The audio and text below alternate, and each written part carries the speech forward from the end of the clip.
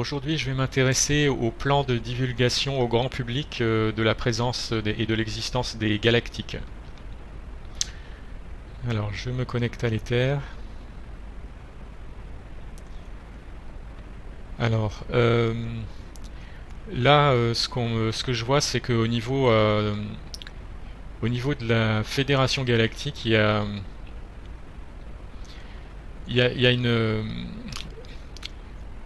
comment dire, une source de pouvoir principale qui freine un peu le processus. Et en parallèle, il y a d'autres organisations galactiques qui, elles, vraiment souhaitent que ça avance plus vite, hein. Donc il y a quand même une espèce de... pas une confrontation, mais il y a presque un jeu de pouvoir là, entre la Fédération Galactique et puis ce qu'on pourrait appeler l'Alliance au niveau galactique, qui est une autre organisation plus, on va dire, plus progressiste, plus vers l'évolution spirituelle de l'humanité pour pousser plus dans cette direction-là. Et l'évolution spirituelle de l'humanité passe par la connaissance et l'interaction au niveau galactique. Donc il y a malheureusement en fait c'est quand même encore la Fédération Galactique qui a le plus de pouvoir, hein, malgré tout. L'Alliance Galactique elle intervient, mais on va dire de façon plus ponctuelle et moins généralisée. Le contrôle plus global il est au niveau de la Fédération Galactique. Et donc c'est pour ça que ça traîne en fait, hein, ce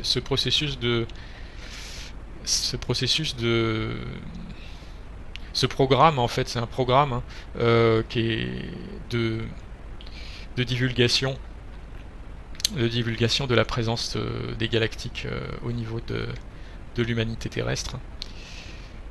Alors c'est... Ouais, on me montre deux lignes de temps selon... en fait, ça va dépendre pas mal de cet échange enfin cette interaction en termes de pouvoir entre la Fédération Galactique et l'Alliance Galactique. Il y a deux lignes de temps. Il y a une ligne de temps où en fait le rapport de force entre guillemets entre les deux organisations reste un peu comme il est actuellement, et à ce moment-là, ce processus de divulgation est, est, est, arrive pas très vite, quoi. On me dit entre 2030 et 2035. Par contre, dans l'autre ligne de temps plus favorable, on va dire, sur le plan spirituel pour l'humanité, où en fait l'Alliance prend plus de pouvoir par rapport à la Fédération Galactique et en fait infiltre davantage la Fédération Galactique pour prendre du pouvoir, en fait, hein. Dans cette ligne de temps-là, la divulgation publique, grand public de l'existence des galactiques, elle arrive avant 2030. Il y a d'autres lignes de temps qui sont moins probables, mais ces deux-là sont les plus importantes en termes de probabilité.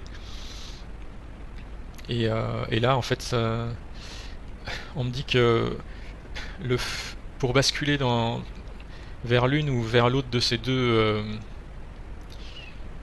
lignes de temps, ça va dépendre pas mal de l'état de conscience moyen de l'humanité.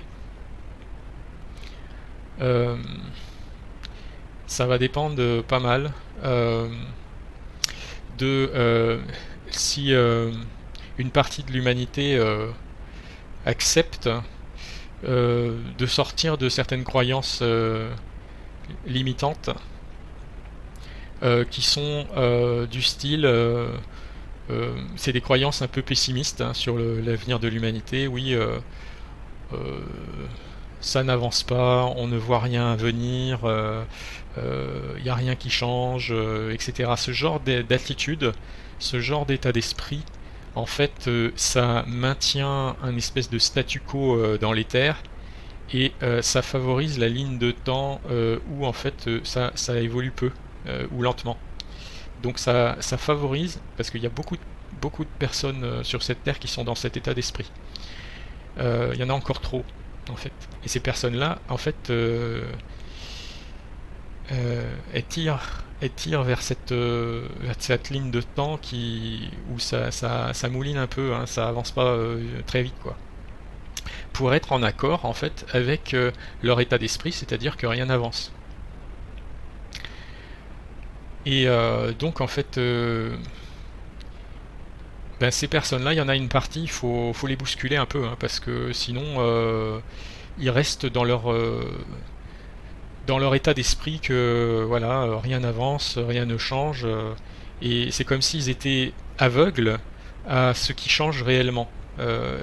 C'est comme si ils ne voulaient pas voir le changement pour se maintenir en accord avec leur croyance que rien ne change.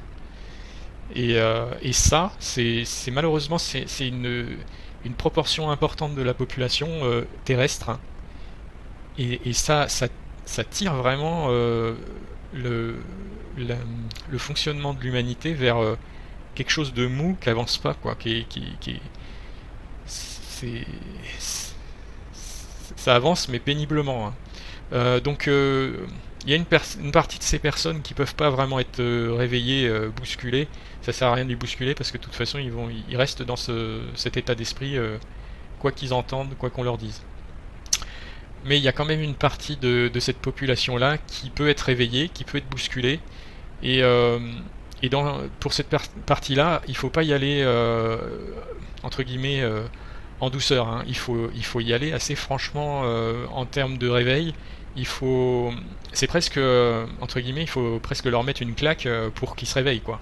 Donc ils sont un peu dans un espèce de coma sur le plan spirituel. Et c'est pas une méthode douce qui va les faire sortir de leur coma. Il faut, entre guillemets, il leur faut un électrochoc, hein. Sinon, ils vont rester dans leur état.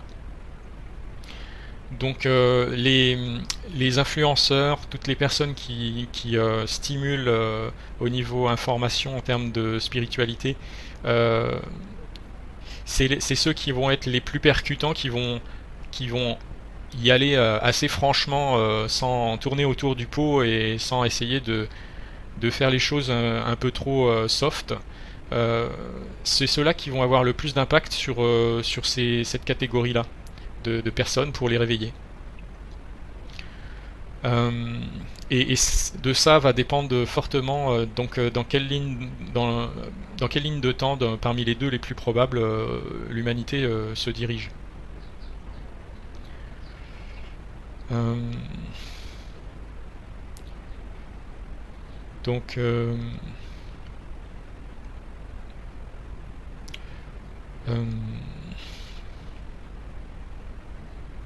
voilà, donc au niveau de la divulgation,